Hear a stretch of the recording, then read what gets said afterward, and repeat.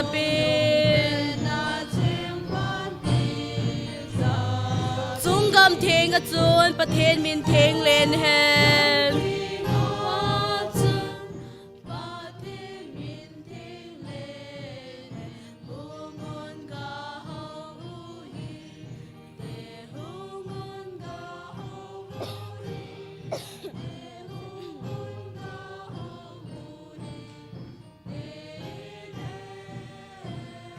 Leia cheng a sem sa hing zo sen la sa vin cheng a sem sa hing zo sen la sa va zoyun me he ma pen Krista pathen van le lei pakai leng ha chung nong Jesu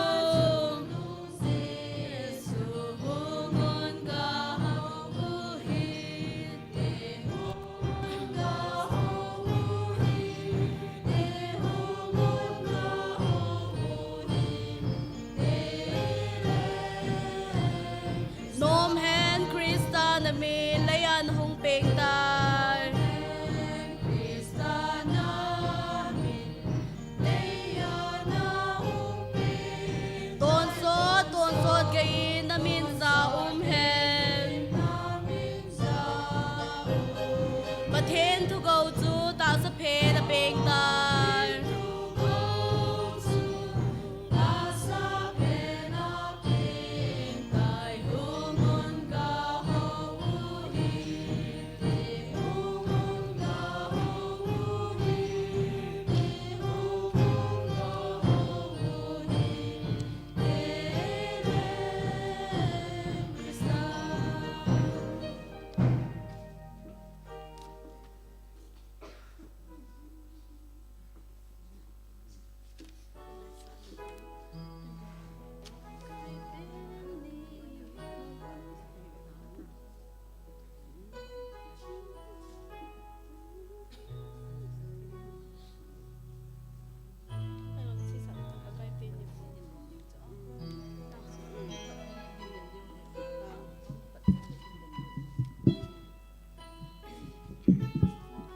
la dei than som ni la ko pa kai pe ni kho a thong ke tai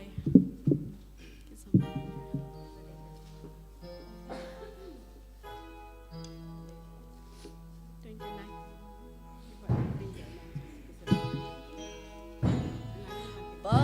kai pe ni kho lung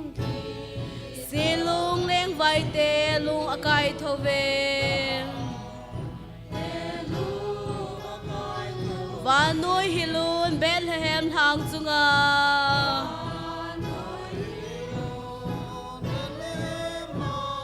gin chan la lengal kai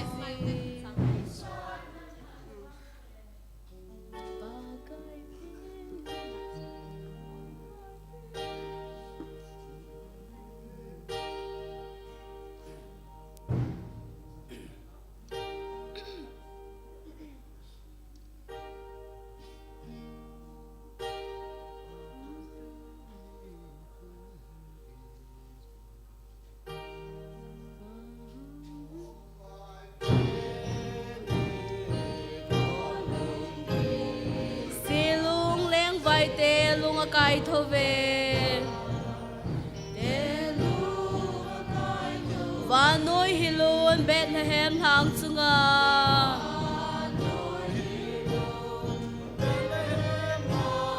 gin chan la lengal kai zin gin chan la lengal kai zin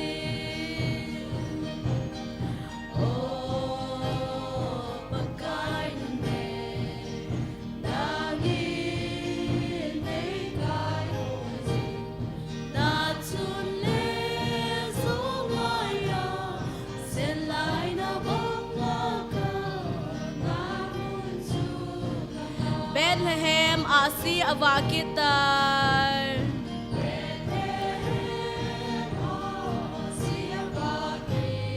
idan han kot khasung avakitar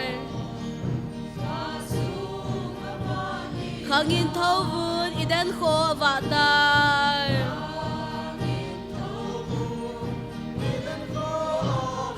lung tu kam chu zon tau hi te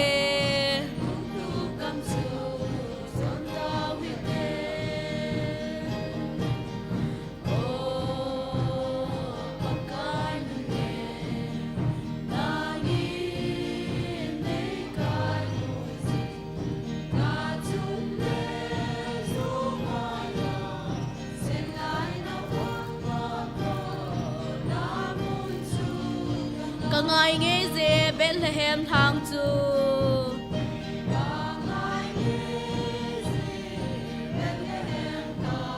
thang van to ni kola pang lep dai bong in sunga pakai leng vai ta chu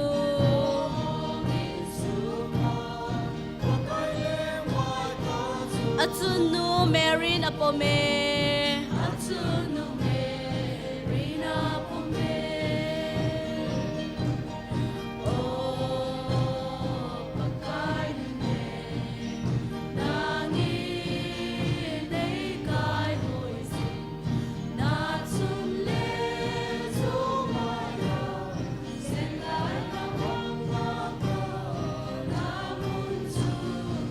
anom ngei ze pakai na gam chu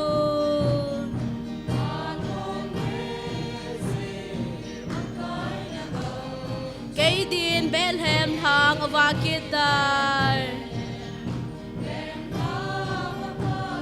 kila pile puten amu phalo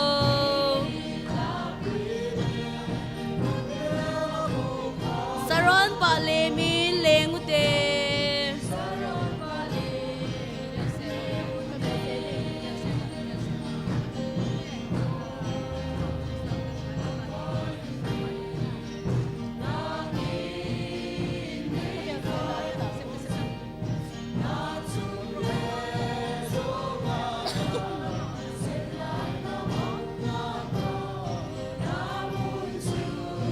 Bethlehem asi avakit dai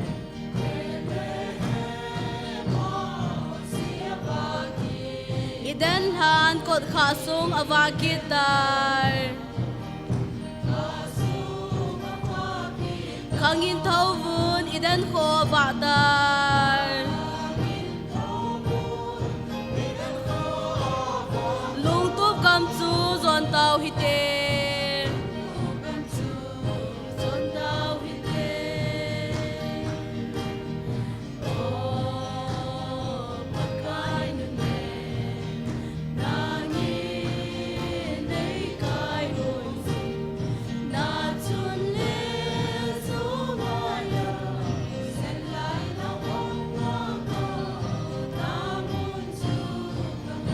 ngai nge ze Bethlehem thang chu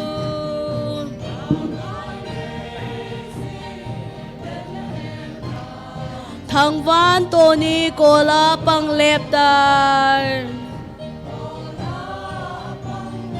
bong in sunga pakai leng vai ta chu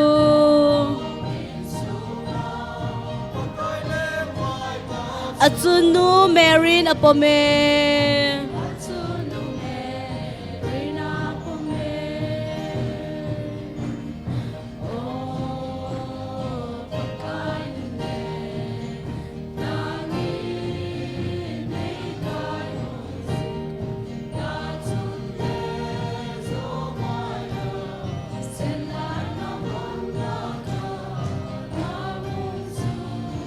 anom nge ze pakai na gam chu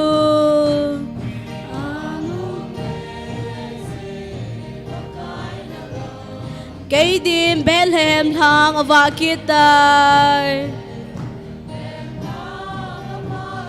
tila pila puten amu phalo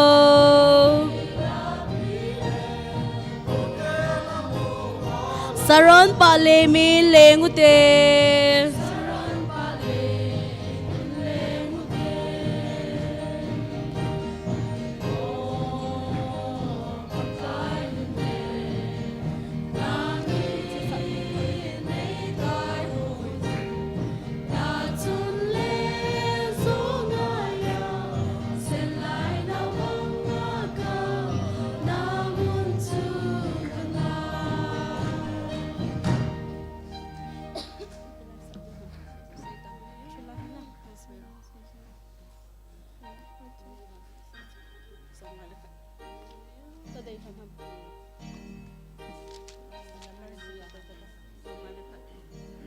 la dei han som nga le khat o Bethlehem zonute hallelujah hallelujah hallelujah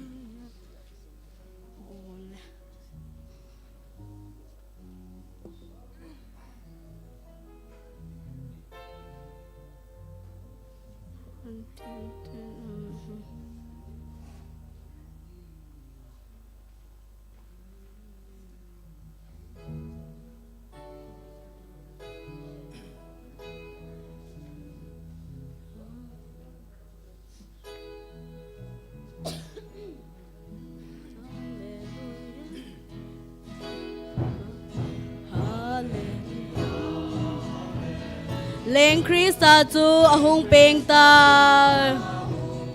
van til ten ama hin har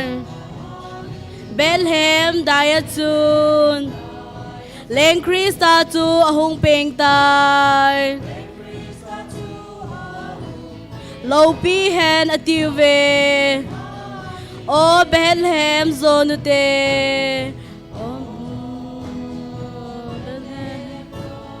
van lal cha pen na chun samang zalna gan kong sunga handam pu kamudiu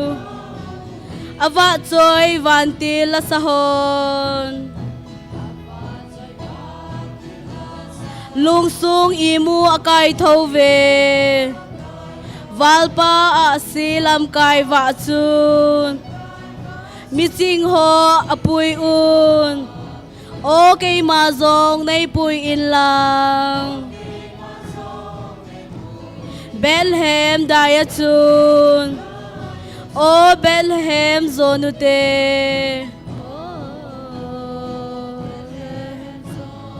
van lal cha pen na chun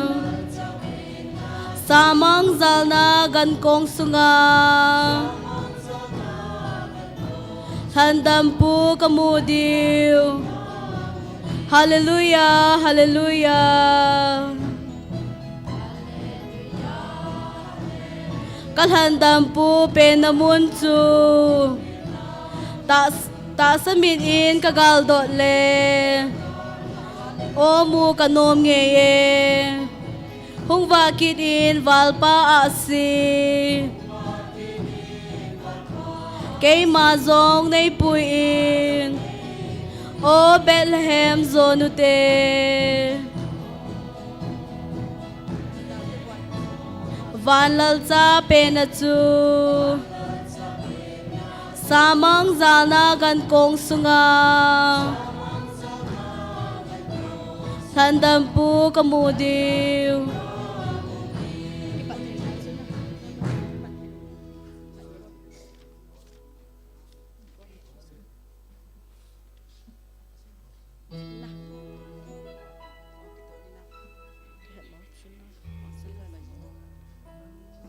la dei han somli le thum hosana samjingon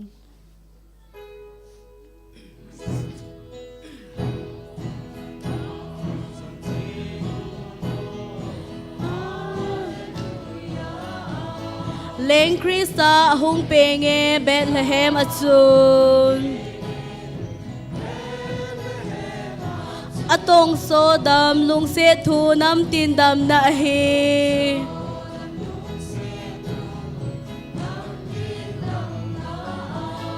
kipain sau hite hosana ti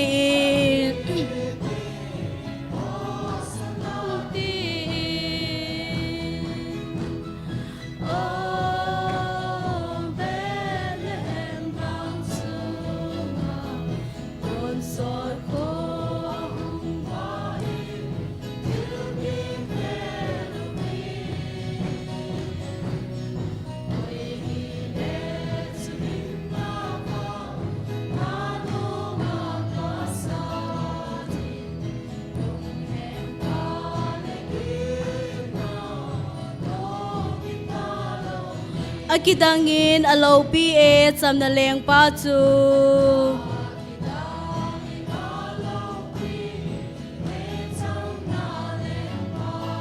ngày lu na alon sa e lấy se chung a hin se na con ai hat do thei na diva hung a hi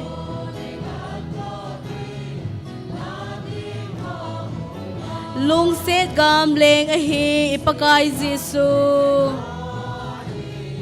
ipakai Giêsu oh Bethlehem nang sunga con son ko ahung pa il kim velvin oi ni de tu inna ko ano makasani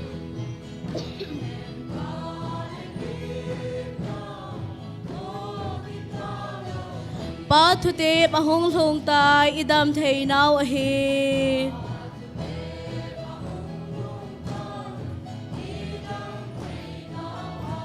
ngày lu na along let e Calvary achun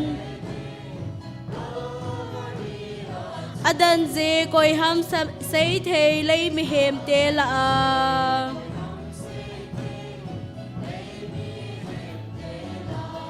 alung set gam nom chu ai lu tau vin te ai lu tau vin te oh Bethlehem nang sunga con son ko ahung pa il kim velvin koi ni de tu inna ko ano makasani nung hen ka lengin na oh kita lo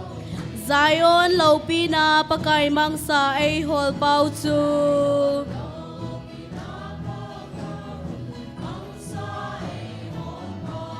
van ko pi ten izong leo nang zo de lo diu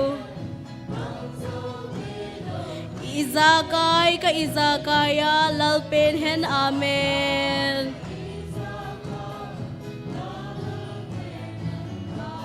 ai ngày lu nào hi coi mà nêu thầy lâu đi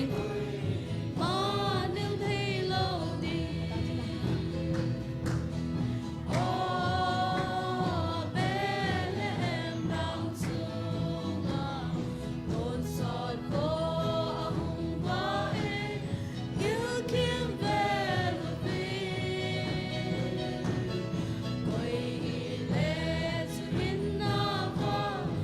ano matasani nung hem ka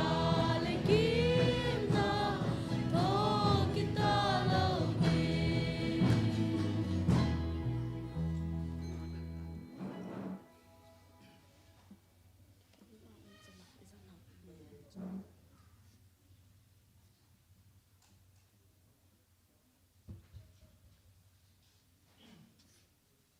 Đây gần số thì họ cũng là xong cùng đầy đủ là cả nó đã bị lên năng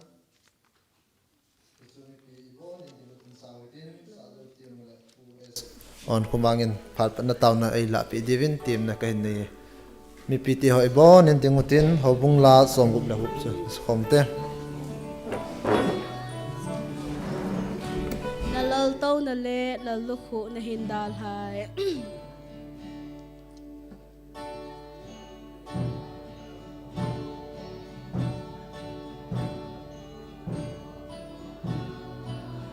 na hong kum thai hilai set a Bethlehem a nang mal hun na ding mun ong lo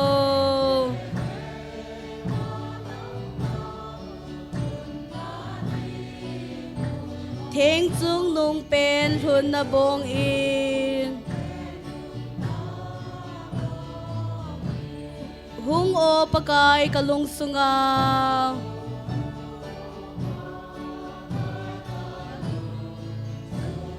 kalung a namunding a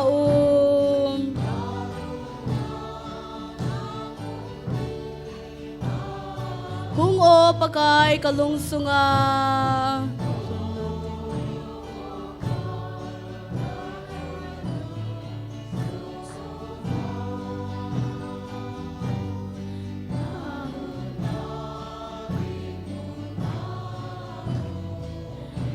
lấy set sunga gam ui jing in zong ko ane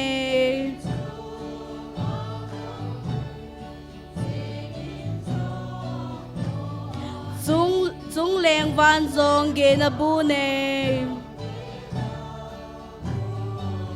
Pathen chapan alungap na ding mun jing zong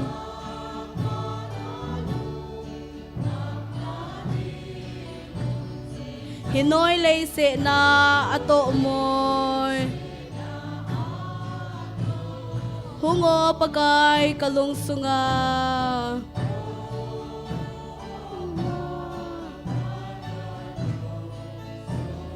Kalung a na munding a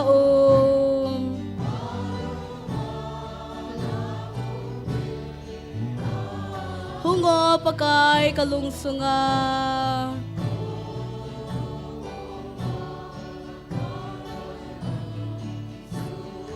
Nalhun na ding mun a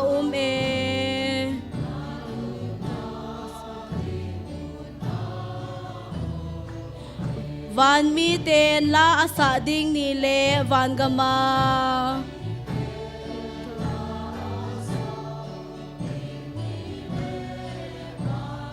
Lim taan na hung kit ni le Sunile nay kauvin ng maang sungatsun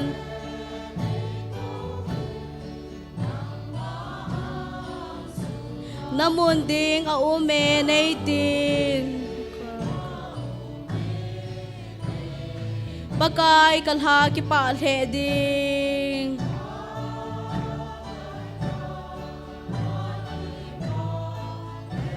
Nang man sutyan ay ikaw nile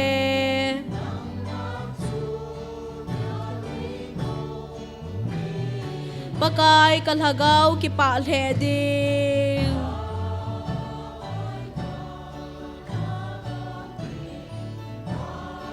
Nang man sutyan ay ikaw nile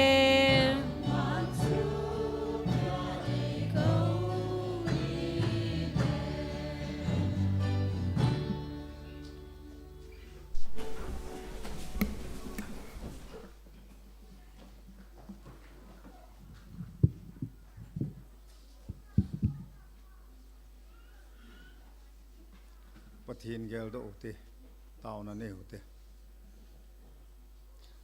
lungsin acham kim kamuna kahin naw la kadam thi ne yu wanam kapau pathin na lungsin anoya chile si chom cha ka khul jin nagamowa kahin ko tui melem papa atwang nei chin piu tunia yong na lungsin anoya vela muthei kira kam je bin hallelujah tin nang ma kain thangwa bin he opakai kumsani la somni nang ma pin ni khu ki pa thanum ta kana nga jingu chu tu kum damo bi sile ne ya chum jin lungim ta in kanomen yong le nang ma ko ma taw le ta san pumin pakai program committee on patake chan da simun lung sit ne no ya pakai nangin phana sa jin ki patnia panin gormena kun jong relax kamovin tuni ni chen na chai na yong hita pakai tu pha chana nang man dam sela nei pulu theita je bin jong avelin na ko ma ki pa thu kan se ne pakai ha chung nung pathin tu chung pakai 2020 nang ma pin ki pa pi na abula pena pakai na su pa nang man na men cha na cha te ho chang pakai thagawa pakai ta chuma lungthim ki khol na le head gil na tam ta ka nei thi ta ji bin ka ki pon nang ma ka thangwa bin he tu ne lan jong pakai na su pa nang man mang chan lang idang le phat danga na men cha banga na men cha ke na pakai na su pa ko na hong ki se do ho zo si na cha te ho kalung thim sungwa pakai mu chi banga ake do a tu kum sani la som ni hin na sata phat chum na ka nei thi na di bin nangin na cha te ho zo si kha cha ne hulim pi di min jong na ko ma ka ta bin he kakipet bapat kakicai to gevin sunglam le polamai siboi theri ja chuma kun nang man nei hoi do untia tu kaphat ho kan pet kon wa hi ke ma ho jong kaphat jong nang ma khuna kan hlan do wa na pen pi na ki thu pi na ngai cha thang ba puma kapakai jisu mina ka taw hi amen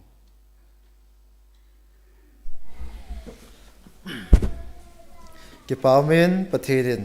damna ei pivin program te ho zo anga beisan na imu sa thei jivin pathin tangwat num han lang tu Nilhah Kaikhom lam kai ding hi pu hol thong hiding a hi in kumlung ke ya gampa ma government na tong a hi in ahung le in langa alo thailo hela china ding am ta ji chun tarik som ni len li 24 ni chun an chi ta vin ya chu ma pan mun chu kin kan khel la he ti chu clarification kan pi hin tin e phat te ho aban an chal kin ho hitin labung hi Matthew so ding a hi in lungse te in Matthew so chu hung ding do vin lang Bible simi nunga chongneu aban le thumun hiding a hi in Matthew so chung ding do bo labung ki chai le nunga chongneu in aphat mun hin kela pe in tin aban le thumun church pastor pan aphat in kela pe ding in pakai min tim na ka hin na ye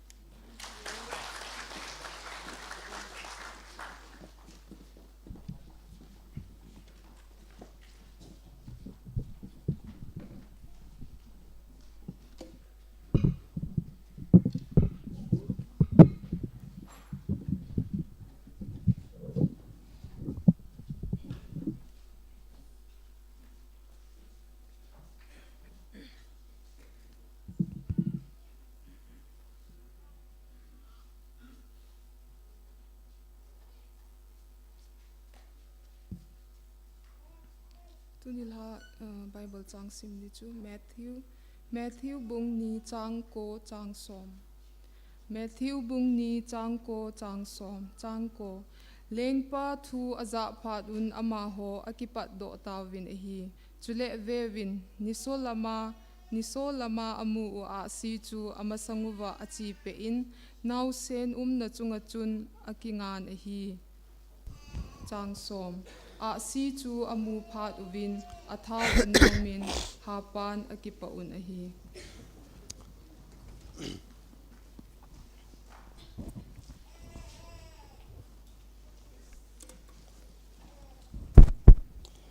Pakaya phai phan zo sen pakai hi phan zo sen hi holding apata ba in tu chung Christmas program ki gon ozang mang thai lo dinga ki gel jing lai win pathin mai pui pe hi holding pathin a phain thanom tan mang thai win kai khom na program ki gon ozang achai na ke jong ing thung ke ta win tua hi New Year program i gon i ga dot kit dio kine mai nga jing kit dio mai yen ten ho bung mi pite ho chunga jong ki pa thu kan se kinen thanom ta man mo hingdal sampum pamalam kai hon dei sa na nenang dok thana pathen thua kham wa hin kham ma kitir kho na ho lunglut tan thanom ta ngai jing wen hel le na bon chaw chunga ki pa thu kan se kinen na he Sistan hi aneu pa imango ben hele Bible khat ko le notebook ko the po notebook ko le Bible ko the po neu thimin ha sa kha thim le jengen ke yong ka ke phatlam thim hen ten janin ha chon gyal kho ta khanin ung sim pe ke le i chun kalung alamangin ta na ka man pe he wang chan ape na kalunga ka gyal che pi ham te le Howin ji kai jing ding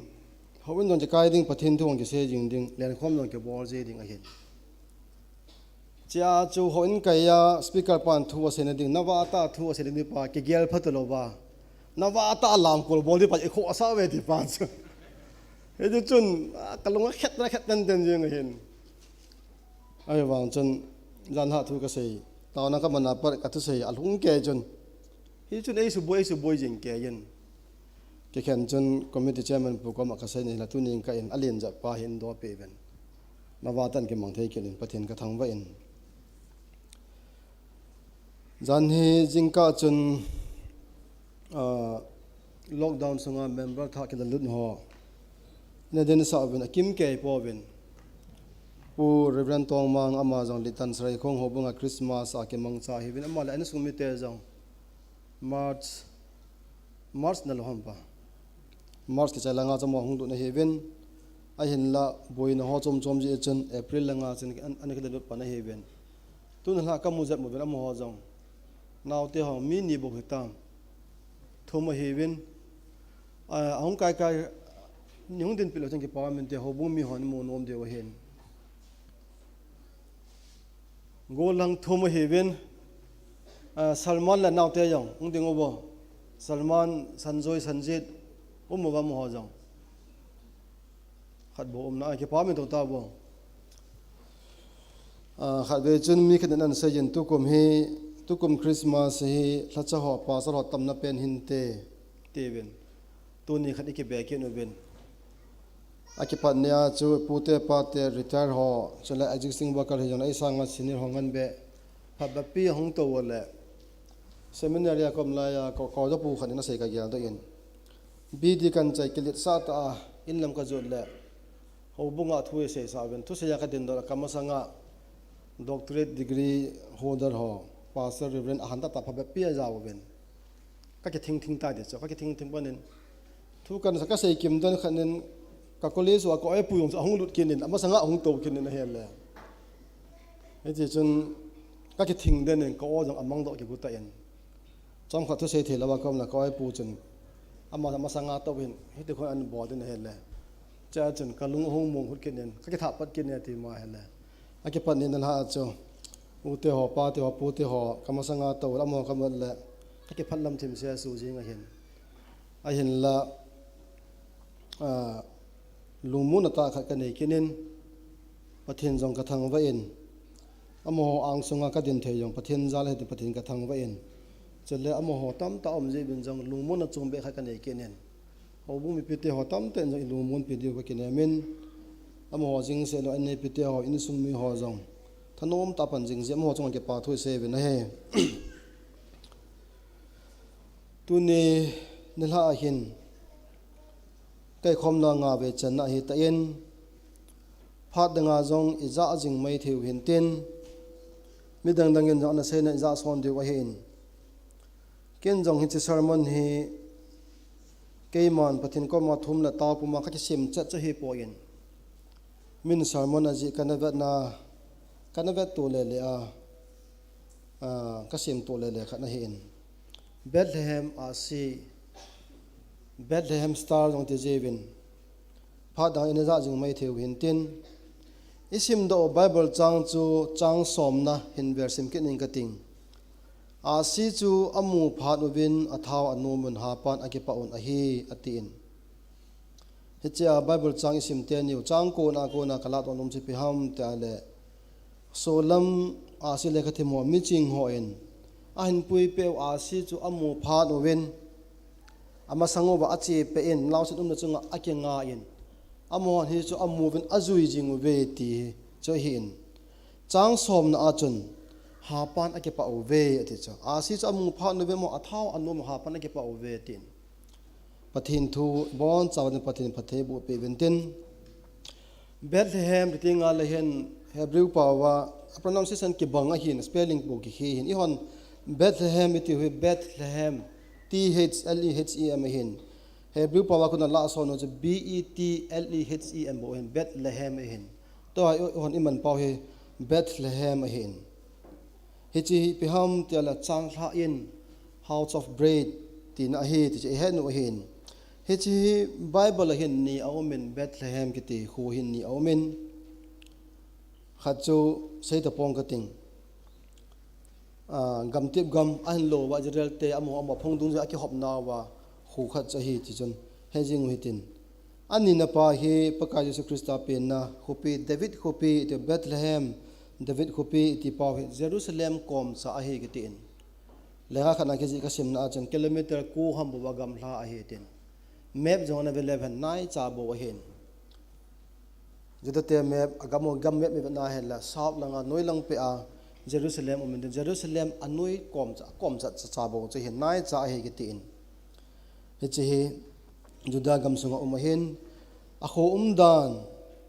amin ma sa chel Ephrata yong ki tin Ephrat ki ti amo ho chil ha ti dam amo khopi ta bong dan hem Bethlehem Ephrata it even Ephrata Ephrat Bethlehem yong ki ti ji in juda gam Bethlehem ahilo la Bethlehem Ephrata tin hejewin Genesis simtil bu bung som thumlanga chang som la ko na ang imu di wa hin he cha chun Jacob Zinu Rachel jong chalai muna chun Ephrata Bethlehem Ephrata muna chun akivu yin song jong akido pe e kitin abanin David le ain sung mite ahung kon do naw mun jong ahi akitin Ruth bung kha chang ni chola khana Samuel bung som la segi chang som la ni ne chevet na hele David le en sumiti ang kon do naw munjong ahi kitin thim gaw kama ki se David in sungmi kiti he chi leng lo kha cha hin he Bethlehem khopi kerkot bula kerkot pamo get phung bula tuikul khana omen atui kul men cha ka ta point he chi tui yong chu mundang danga sang che tui atui ye kiti cho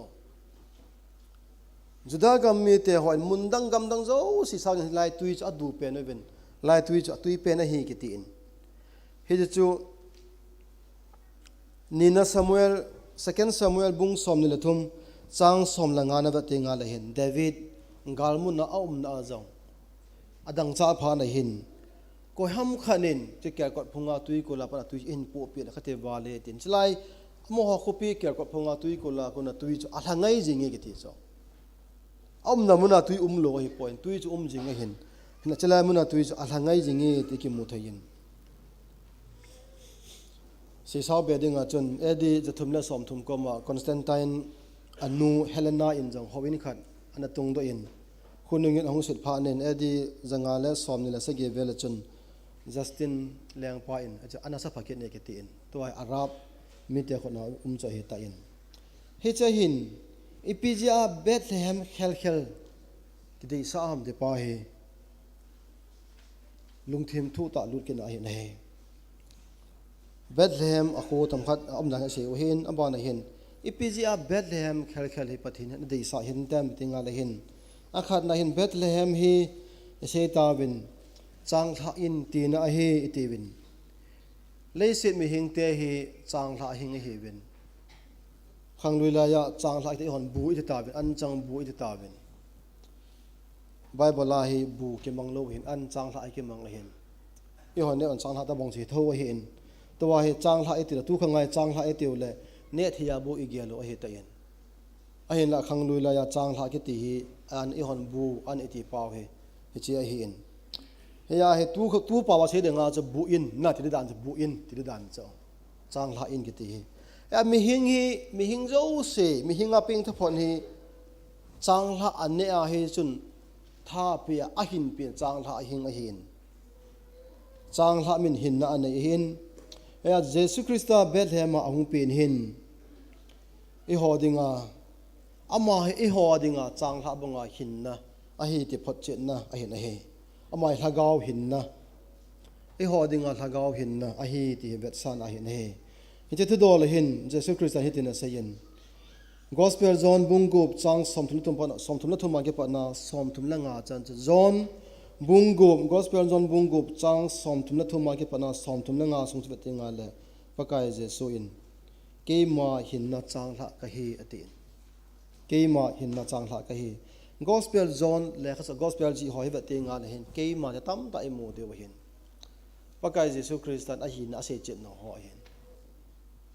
abana bungu ma chang som tum thuma ke pana som nga la nga lang je ke na la hi pisayam ta la ka sa ne a ka thi do na chun hin na anei ding a hi atin som tum thuma in sim te nga le no hon ka sa na ne po ben ka thi den don po ben ka sa la ka thia hin na ding a chen la nga cho ka sa na ne wa ka thina don wa le cha je hin na nei di wa hi atin ya pathin in Bethlehem adei sa khal khan hi Bethlehem khal khala Jesu hong pin hi e hon hin na inei na diu ama e ho de nga hin a hi ti phot chin na a hin he ni na hin Bethlehem tui atui dan ami ton alangai dan se yuwin David adang cha phanin alangai jenge ti cho nina Samuel bung samna thomas imu hin ni chebanga hi Jesus Christa hi thagawa dang cha ho dinga thagaw dang cha ho dinga ta sa an i hin naw an pa jing se lovin dang no na hin na jong a hi dang cha ho dinga dang no na hi thagaw dang cha ho dang no na hin na tui a hi na asulangin a hin he John bung sagi chang somthum la sagi apana somthum la ko sung che 11 imu di a hin he David in Bethlehem tui alangai jing banga hi thagaw dang no na ding le hin na dinga hi Jesus Christa leise mi hing te hon ngai chan ine the diu pa hi pathin in ei kong na vetin kila thei le ban phat chom pi le diu wa hin thum na hin Bethlehem hi khuneu cha a hi kitin pulin a hi poi kupilin a hi poi kupin yau cha a hi kiti cha kupin yau cha a hi wa nga hin pathin in achapa Jesus Christa pinadin ahin dei than ahin he chuna ba na chun leise mi hinga ahung penading ahin khuneu cha alhan jing se hilovin ahung penading anu apa jong chu ita bang mi athanam ti ale ne ki ho thu mi gen the mi vai cha Joseph mi thing thiem bol ha ki cho tu la ya thing thiem bol mi chu a hol he ba nga cha thing thiem bol ne ki ho thu ti na hin ne ki ho thu mi gen the mi vai cha Joseph le Mary anal hang do in ahin he hi chi hin avat sa chu pathin in alin aneu akhan poin a ho awai ti lovin mi zo se poi hel a hing lam zon chana dinga khen tum lo wa pathin e ho zo se ke banga e ngai lu no wa pathin in e kho sa wa e ngai lu che o hen heya chu mi hingin ta sa an ne tu don e kho sa bang o wa ama an le tu ya nei te ho zo sia dinga cho hlagaw hin na kal su na ha na ine jing jing di o hi ti phot che na a hin he Bethlehem asi iti penu hi Bible isim na obachun ni solama ki panin ahungin asi le ka thimo solam mi ching ho chu amo ho chu Messiah hung ping ding a hi ti a het ma chi asi hung wa ki dang ta pa chun he de chun o them gao ka ma ki sei Messiah ping ding a hi ki ti hi chi a hi ta ti amon ato na omna mun jo si ya ka dal ha in asi nung chu a hin zui bin ahung kal song ta bin hi cha hin he je text ai ni abul lang chi sim te nga la hin topic chom be khan in se te de lang Asia hin zui jing lai ba chun ahung kal song jing obin a hin la Asia hin zui jing chu adal ha owa Herod leng pa ina adu no ba chun amo hi chom kha alam wai ta ve ti imu hin lam wai na pha wen a hin la ahung ki le ki no ba asi a hin be ki pha no ba chun patin alam pi a ko jang pi ki ve ti pa mu the no men chia zong hi pathin lam ka jing mi ho de nga hi lam pi na wa jing a hin ama wang pathin hin hei mela je le ve thil dang dang lunga hin nei ho de nga hi lam vai na hin khoi ki lung the a hin chila am ho hin Herod lang pa ina pan ahung po do wa hin Asia hin ji pe amu ki tawen a hi ki ti in hi chu a hin ju yu win Jesu pe namun Bethlehem khopi chunga akinga tan a hi ki ti in hi che hin hi che Bethlehem a si ti pen hi a hin ju yu hung jinga Krista pe na Bethlehem chan jo a hin puilung achunga kenga a hi ki ti in everything all hin a si chun Krista aping tai ti heto sa apang hin heto sa pan jing se helovin mi ho a hin pui ki na Krista pe na mun chu apui lung ki achunga chi kenga da na hin cha chu a si kenga chu Krista pe na mun vet sa na het sa na pang hin i ho in jong i ho bungin December nisim khana ki pan hin a si e khai pan je ta ben a si e khai do so ke ben a si e khai now hi pg pen ham ta den pakai Krista pe na mun pakai Jesu Krista pe na vet sa na hin saikul la kom lai chun pa te ho khat akum ta ma ta mai ta in kum som go chung lam mi a hi ta pila pela ma hin gu phung sang ta khat asa na just a si star a kha yin pun kang khat hon a khai tha yin he pa mi yo sin a si a khai nan war pa a kha yin ko mi san pun kang a kha yin nang pe pun kang na khai ham ta le ka si hin ka in sunga ka khai hin ka in sunga Krista apeng tai te vet sa na hin ahung ping Krista cha chamna leng pa hi chamna leisi miten chamna vet sa na pun kang i khai jiu hin chamna leng pa Krista pin vet sa na a si to pun kang ka khai tha he te cho i hon jong a si i khai jing obin he cha ko na ka se do nom cho che Bethlehem a si tunin ni khoin jong i ho in sunga a he lawal i ho bung sungu ba veng sungu ba hin akinga dem ti yong he longilen gya le hande sa obin mi hing mi bedinga a hoi ding a phadinga I simo len ta I khai pa hilovin ama wang hi chi I khai bango wa hi hoi ta len ta I khai pau hi hi chi pa I ho in sunga jong I ho bung sunga ba jong hi chi Bethlehem a si hi om na dem ong mon dem te pa gya le hande mi sawin a si I khai do jing o hi in a hi wang I khai naw mun chu Bethlehem banga pathen lung theina pathen dei sa na ga hi khel khel lo mai the hi in si vai khai win howin yong len tai khai win gol long ni thum boi pin khai ji win hoi tai khai ju zep no exam ji win hi chi I khai pau hi Bethlehem a si banga Jesu Krista pin na pathen acha pa pin na dinga adei sa adei thanamun chu I hi diu hi nam te pa he kidong le ban ki te sa wa hi na he Jesu pen namun Bethlehem chunga a si akinga abanga hi I hon jong Jesu pen na vet sa na I khayu chila I khay naw I inu I ho bungu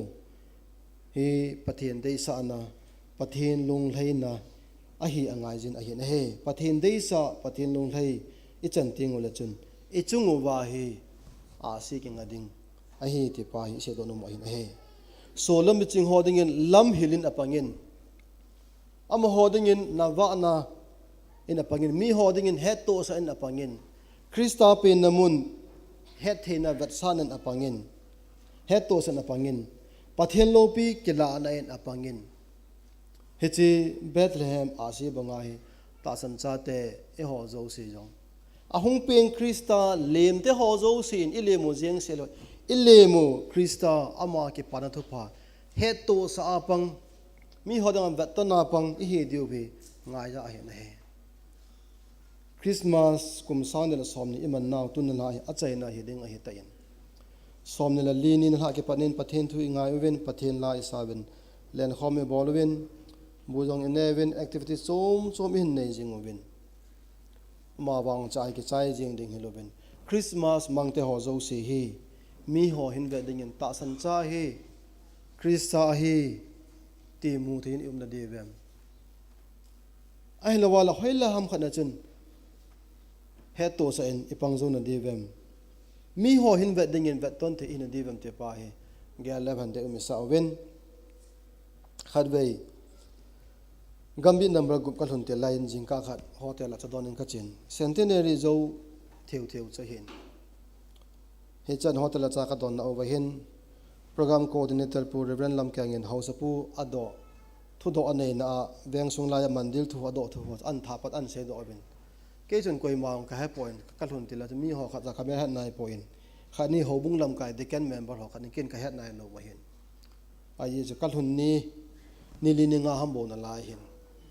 he cha he ka ki ho ba la hin pa te khat pa hin ke chila phatai he na hin ama hin pasal pujang agumen che thui sei le tam ta ha se ngai lo ve haula cha hon a body do ke bol hen lang he che mandir yong su mang ngai lo ve isu manga mi lung nat mi lung han sa he hindu ga ma ki che ke hindu ho su lo hang lo ding he che sang chun pasal ho haula chon a body do ke bol lang che a puja hung bol ji ho he pathen tu pathen se pi ven lang Christian sa ko a puilo le a hi ai jing e te he chun ti ka gel tam ke he kalung na le jing in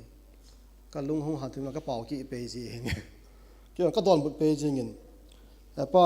vai chong hin ka hong kha lo ba thu ka za ji in a thu ka za to aba le a phar se le la do nga hindu ho he do to do preaching on na bor jing ben khabe kom na outdoor preaching on na bor jing ben na bor jing khabe na ko khom bu ne sa ji ben pathen thu na se pe jing ben abala Nepali evangelist ong ko missionary ong abon avil jingu dan ka za in hobungin jong mission department in peisa na po do mi na ko jiwa am hoding a jong he kum si hi jala pha jo na bor jing dan ka he ka za in ai wang ipitil am ho chu Christian hinum lo ham ti jo chu bui kin ka bui pi he ka ti cho ipitil am ho chu Christian hinum lo ham amo ho hi Christian hi thilo na piji ham tale bazar sunga he zan la zukha ma kitam ko ham tale wai chong te na hi ben juju ko ham tale hindu na ju po be Christian no na ju o hin akina ke ko na ma la ta ju ke ju o hin a cha si boro se no ho na hi ben he a Christian ka hi ti ho chu a khan ho vet nga du cha the thanu pi the ke lo iti ba Christian hi nom deu ham ka ti ben la ada ban se be to ka ki khan no ben he cha ka se nom chu het to sa ai lo wala vet to ni ti palen ho la cho ho bo ingan si ju cho ho la cho bo ingan si hi chu hi lo wa hi in ta san cha khat chu het to sa pang ding ti na hin vet ton ding ti na hin tu ni kho hin Christmas iman now a chana pen kai khom na patin ho khomai hung na ba hin Bethlehem khodin mun thamat seven Bethlehem asi itiobe e hono na sata e boy pi jingo ba tu khonga he decoration mai na ain ache ki kutan hi chu a hi poi Bethlehem asi in solam miching ho het to sa apanga ahin pui long amodanga ke pa na apana hung panga Jesus Christa pe na Bethlehem chunga kinga ma Christa pe na vetsa na het to sa apan banga he ta san cha te e ho zo si jong hi Christmas pakai Christa pin ani khu le ma panga Christian te ta san cha te ho zo si jong hin he chi Bethlehem a si banga hi het to sai pan deu tin a hin he Bethlehem a khopi mi hodinga neu cha hi hen lang imalo ta bong hi jong le pathin dei sa pathin lung theina achan banga hi e ho hin khu jong ilung sungu jong in sungu jong hobung sung jong mi ve dinga chu hlinlan al ha sam nei mai thiu he hoi mo na vet sin nai chan mai the o hi a he lo wala mu da na chan mai the o hi mi hing min vet pa thu pi sa lo bin pathian hin vet dinga cha pathina dinga cha lung thei the na dei sa na chang the hi nam te mo hi ki kho di win de mi sa na hi nei tu nen la hin ho bu mi thing te ho zo se Bethlehem bang hin pathian dei sa pathian lung dei chang o hetin Bethlehem a si bang hin Krista ke panathopa heto sa in pathian lo pin na ke la nan pang the le ban pathian in lei sin ko dam nai pi sungo ba ite jang le alung thena cha te ho don la bai ko lo di ba hin in sungu pathian in anung sun lo hel ding a he hobung sung jong pathian in ite jang la don bai ko lo di ba he tunin la hin e bon cha win Bethlehem kopi neu cha banga pathian lung theina pathian dei sa na changa a si Bethlehem a si banga hi mi te ho mu the ding be ton the ding kil the ding in e bon cha win pathian in phathe bo ta ban ke pa e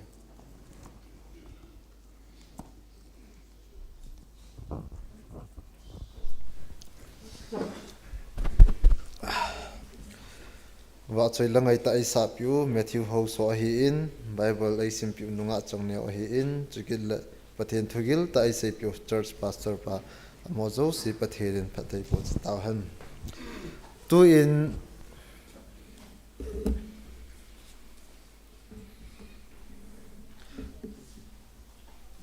phat cham khat committee ho phan hin ping katin lalam kai ho in hobung la somni lagi chu holo san ni koi pi tivin tim na kahin nei tu in committee ho phat piute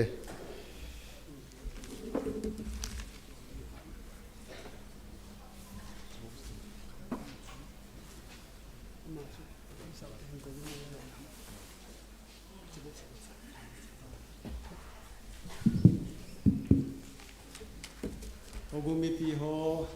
avelin bon chavin Nilhah pha tu laya tham khat thil khat i thip beu khat amin i pi di ham si chu gyal te mu masanga chu mi khat da mu hin ki to ma le e het khalu hin ta ki don lo ki vel lo jing hi enjoy mu ki tom nom lo hi tu laya hai igoli pai ai lo lin sung mi chu mu en tom jong le identify ki bol thei thim thim tan a ki he thei thim thim tan chang chu tu kum sung ai thip i thip do khat wa he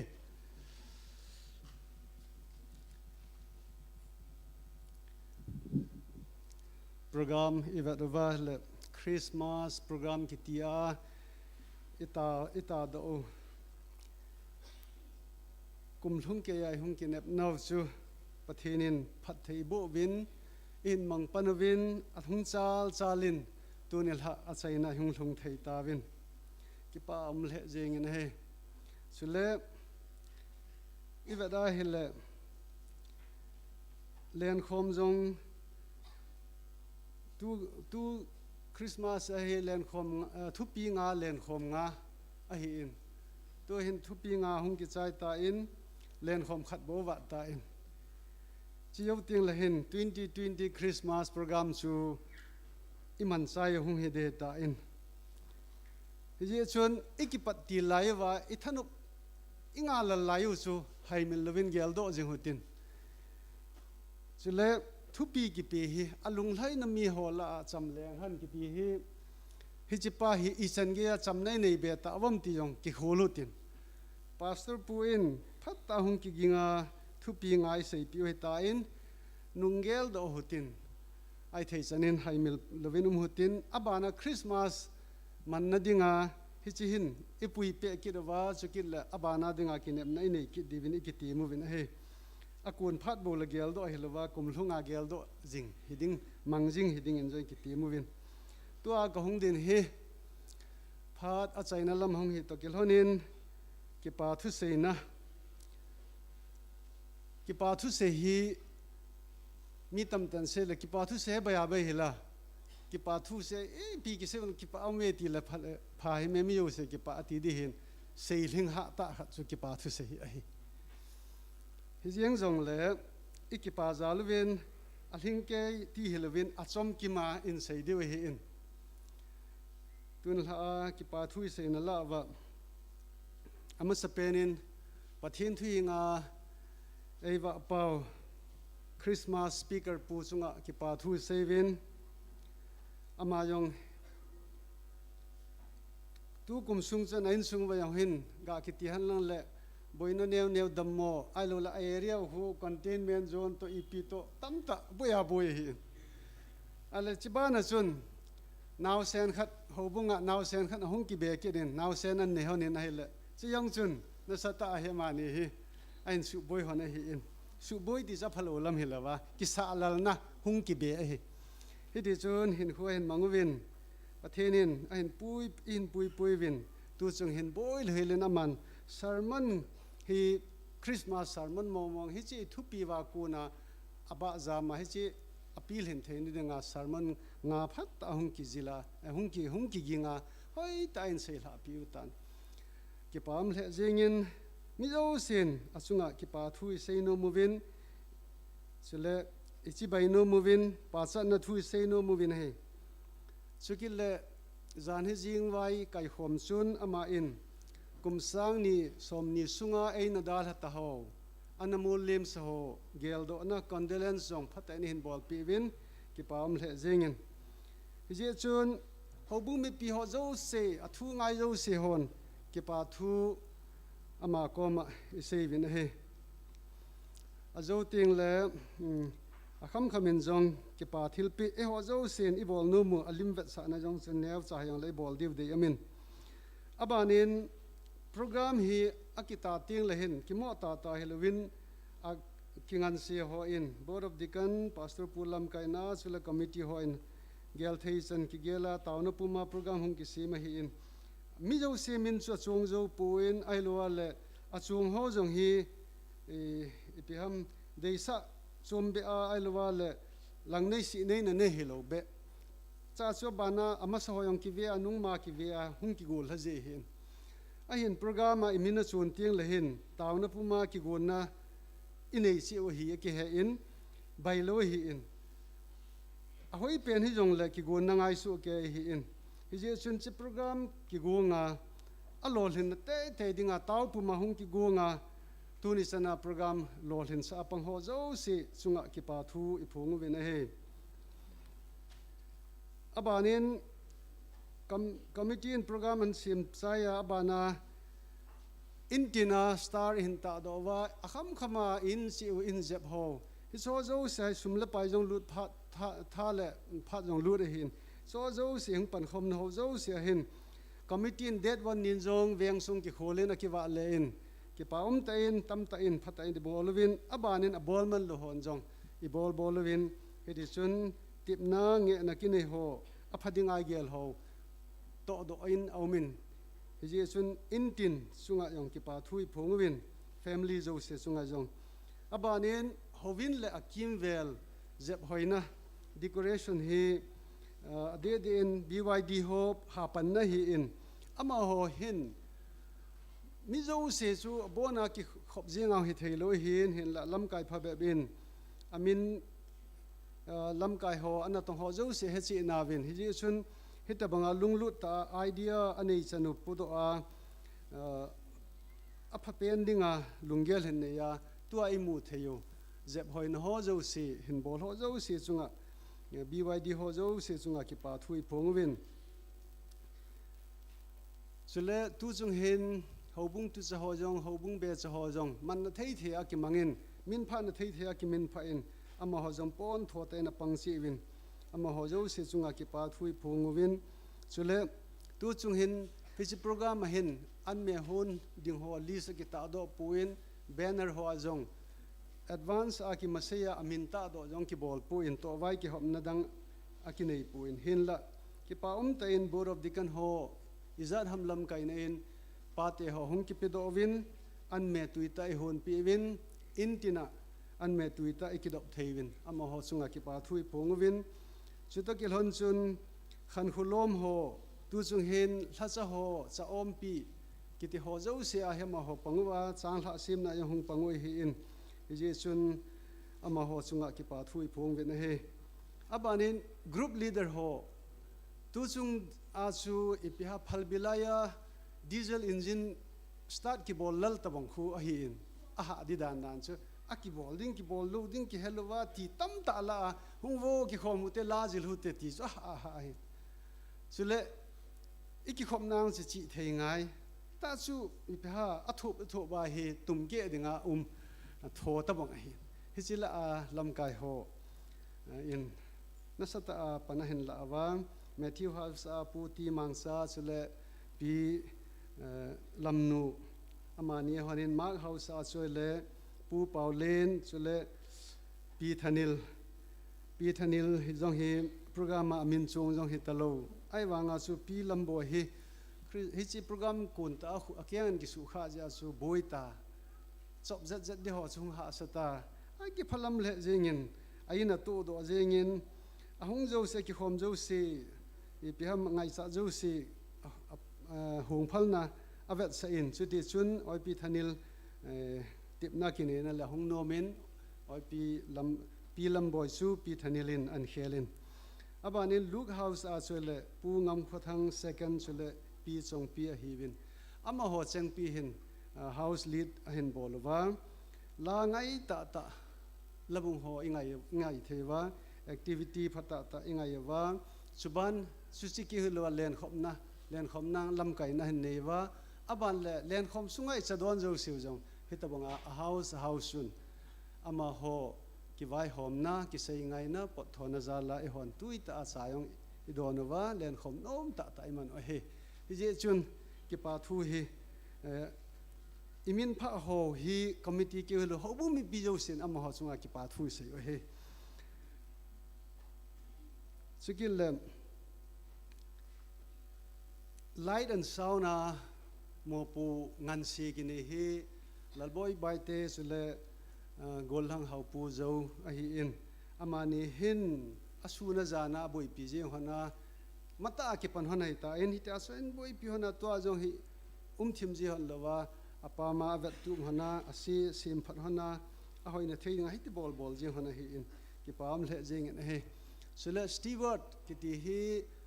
Kaikhom regular hi lai chun ushers in a zivin usher ho ki thu pia chu steward ho them khat il han jiu hin a hin tu kuma hi December ha di a jong chu itabang usher jong ki nei lo hi in ja chu steward hi mili ne ki koin a hin khat sula munchuma manjenai thei ta puin hi je chun mini in munchuma mangin lila chun ni bo hi tain cha chun atha akil han be in che von suma ki vona mu theya ho khu I hung lunwa idam theni diwa sanitizer ka piwa tona phata tai ho piwa I ve tu ho steward ho hi asungai to la lumnan apam khota ba da hin a hin lama ho hin cho zo se vet tu bawa hoi ta hovin kai theni diu len khom bol theni diwa panga hi jebin ama ho chunga I bon savin ki pa thu I phung vin he chukil le hovin la chate yang he hitabang program lin khatam ting le chol mo mongi mo moji hi vin izan ki he ti wanga chu anung hi athang tam je hovin sung ho su thing na hian lang compound sung jong lama hon awa zo se zavet tu bu hin ji chun ma ho zo se chunga jong hin ama ho in sung mi te chunga jong ki pa thui phung ki ne he chukil le tu ni hin ki sei la ban jeng de hin abanin tu ai se ho zo se ho bu mi pi ho zo se pathen thu ngai thei wa soi thei zo se in ki pa thui se yo he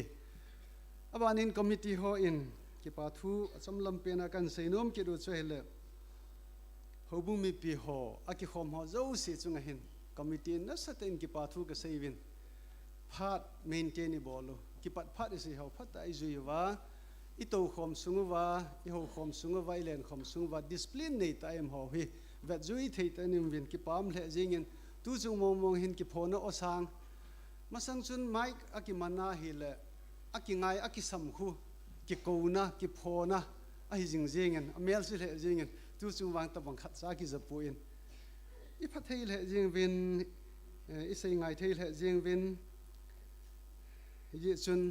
lam kai ho ding zong anumin ki pam le jingin chukil le munsum chuma kuna Christmas program hindal ho munsum aumna asimna atona azil namun ho akuna agapem namuna kuna hilai mun hinzona hitabang Christmas nom ta iman khom theinau zalin ama ho zo si chunga jong ki pa thu kan phung win chuti chun ama na hin ga gel the het thei di chu tu Christmas iman khom vai bana kum tha hi mun chuma alu thelwa ga chi ding government service ball ai lo le family inchu mun chum thinglang khudang nei jong im win khatlani hi om ki he in am ho zo si jong achung wa ki pa thui seu ta ki hlonin au mum na wa e ho helang ho jong hin gel do pu mai hin tau pi diu le om na mun wa phat ta pathian thu ngai na le kum tha lem na ki pa ta la thanom ta la lol hing ta mang ding in idei sa na i phung do win he chuta ki hlon chun tun la hin len khomini na lai win phatai pan diu kitup tai pan divin ikiti movin chule kum tha hi lung se ta hitabang pathian phat na ho phat zo sia pha I pathianu hu hing pu win aphat na ho imu sa na ho kum ke hei chin ho I pe wa I kum sim the ai koi jing za luwin hi cho zo si hi gel do pumin kum tha hi ki pa ta la thanom ta amang dingin dei sa nei ki nei win chule tau puma committee ho tau pi hutin speaker ding pu jong kum tha jong church pastor ma hi in ama ding in jong tau na ni hutin thupi chole nei tha sim ki ta win ti hi in hi cha ding hin ki gon na nei su ke ding in kum tha hi to ki hlona ki tha sim ding num su ke ding in jong ikiti mu win he to in ki pa thil pi church pastor pa ki pa thil pi ipinom win treasure pu ngin lang e ho zo se thalangin ke ni in church pastor pulu se ten hung ding do han lang iki pa na wa sanen hi chi pio ti ni pi sung win bon sa win khut deng ute pa phil pi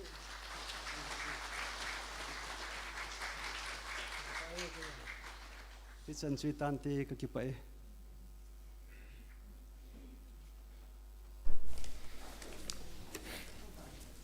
han do ding khana hongin faith promise mi khana konin a hongin chi zo tin le phat chaina taw na hin nei ding pu in an han do de hin tin hobung la somni legit chu lalam kai hol yung lam kai pi ki do tin ki hla do na taw de hi puti jam phuja ni di hi lalam kai hol lu se ten hum do wo hobung mi pi hoi bon chan pa kai janan an ding khom te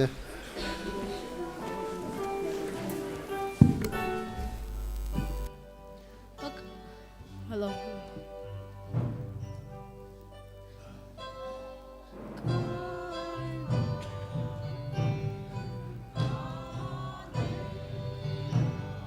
Kalung ki padim sa in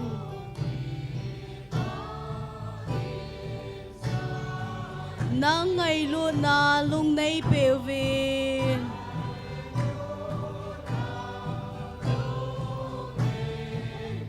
khát se in nay lung set un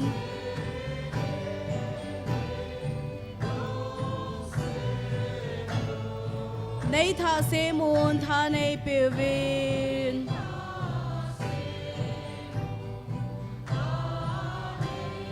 gam thip ka zot lai sevin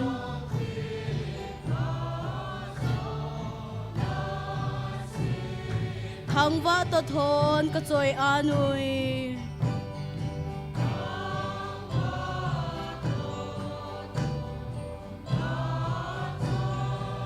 na thu pha nei pe zalun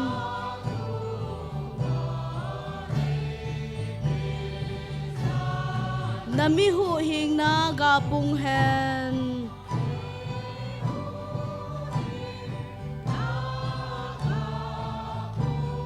leia ka hin lai selvin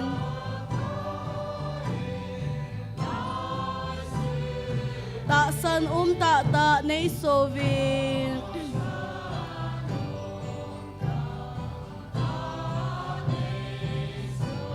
hiu ving e ta san jing nang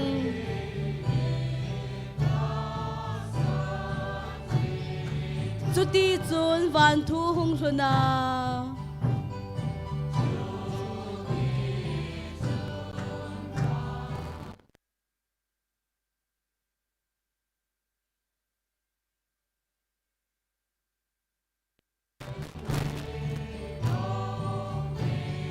van til ai pui tàu ding hung chu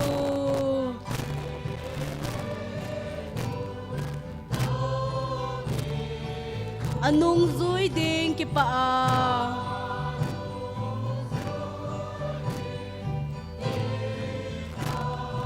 Krista to vai hom kom thei na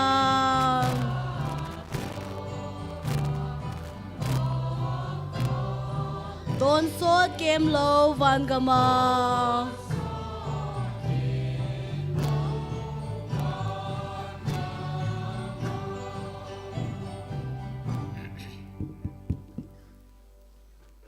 tao nó nêu tiền tôn sọ na cái khéo chị này lo cái bao thiêng tạ cái bát thiên nó nei lung set nó sangin nei ngai lut na agile và noi pumpi na sit lang han lang ni si in athi pung han lang adamo pung yong le pakai na cha te ho he ka tao no nei ngai pi wa ka thu mo nei no pi ji ovin Christmas to gon program ho zo se yong pakai chuti lo ma ho bung sung boi na lo wa tu zan anu kha pen kai khom jong chai the din mona nei koi ji ovin na ko ma ki pa thu sen na min thiang lo pi ta kan thang vai ne he pa mi him ka hi ve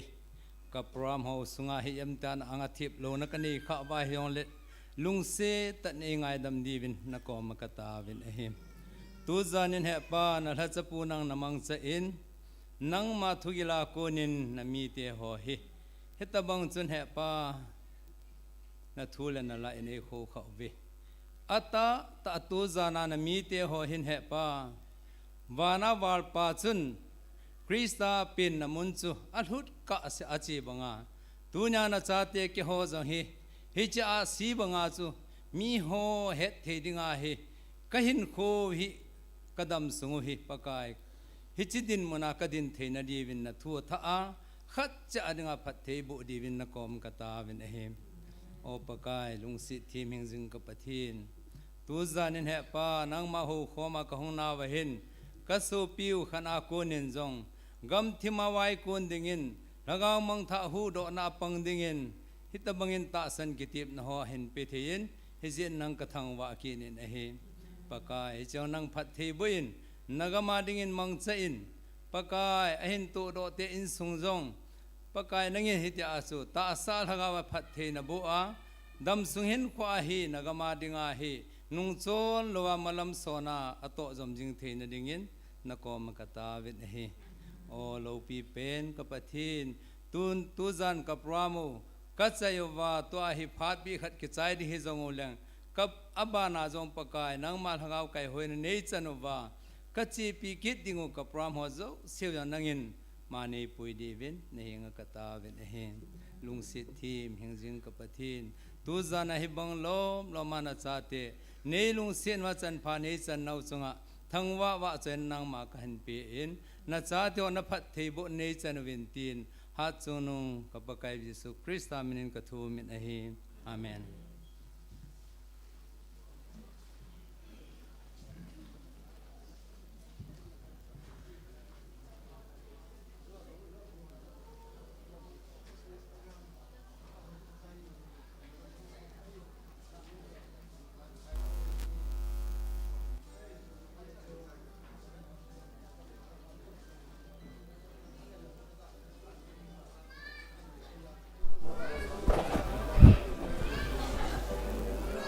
Haulam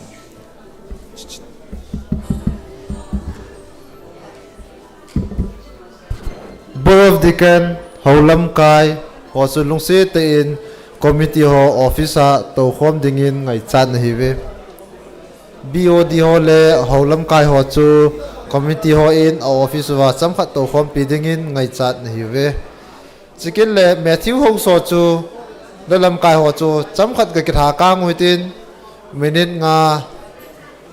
tabang ki tha ka ngu ti minute nga zo le hung lu pe ke divin Matthew House lam kai ho chu lam kai ho tim na kini ye